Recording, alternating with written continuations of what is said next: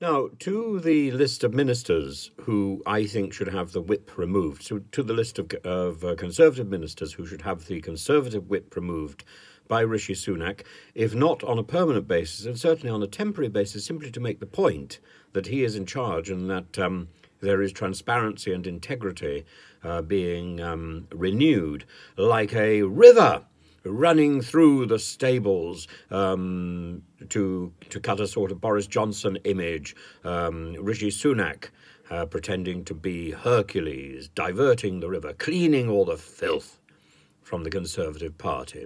So in addition to Zahawi and Braverman, both of whom have received ministerial censure, to Johnson and Raab, who probably will receive ministerial censure, to Patel, who, of course, received ministerial censure, and Boris decided to overlook it. She was accused of bullying. She was found, I believe, to have broken the ministerial code, and Boris decided to keep her on as Home Secretary, in the same way that Rishi decided to reappoint Suella Braverman 1 week or so after she resigned, because she too had broken the ministerial code. She was replaced in the same ministry.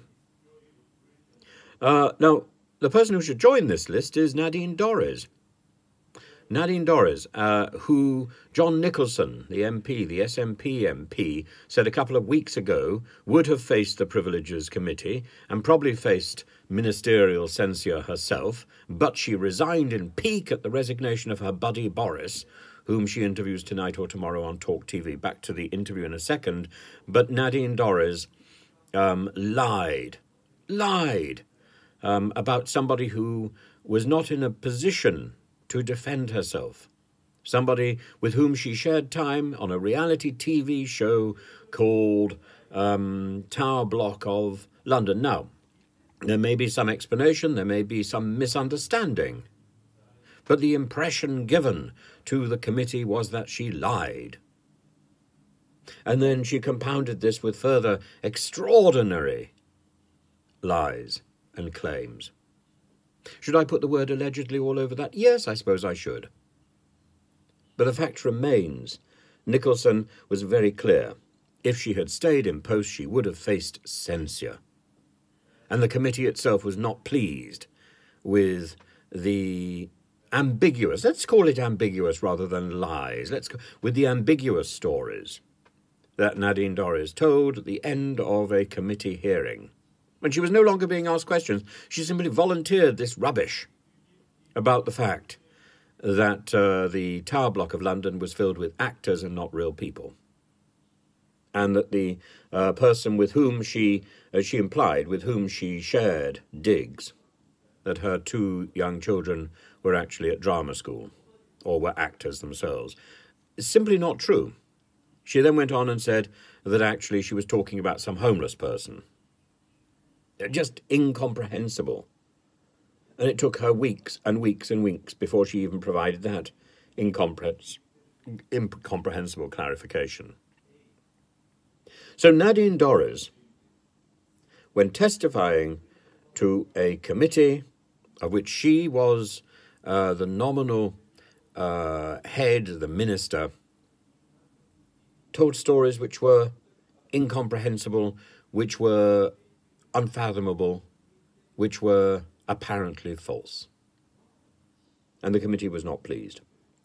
And it was only through a technicality that John Nicholson was himself castigated rather than Nadine Dorries, a technicality which makes it abundantly clear that whistleblowing in this country is a dangerous game.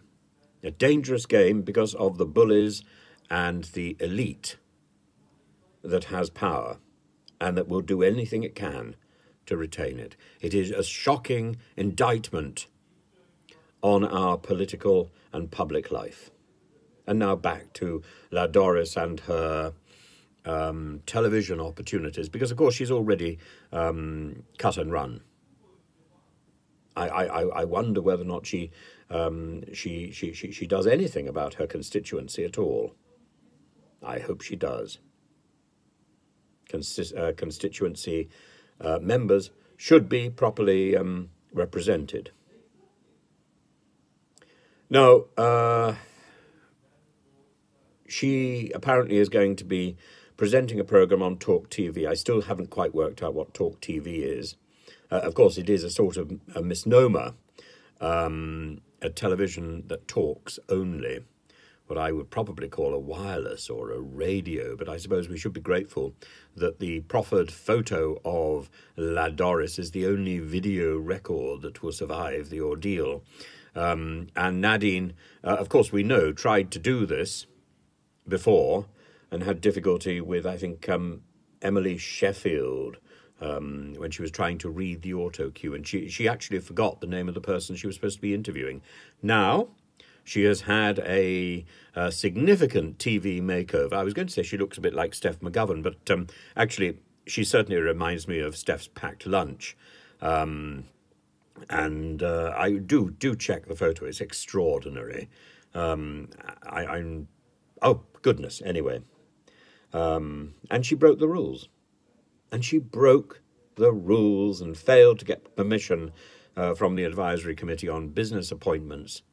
They only learnt of her decision that she was going to be doing this television programme on Friday.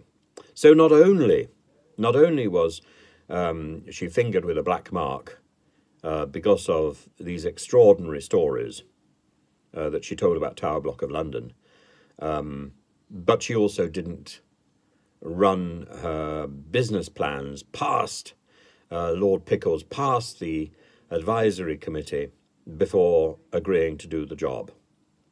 And Lord Pickles, who chairs the group, said he was disappointed, but that he would take no further action because basically these groups are emasculated.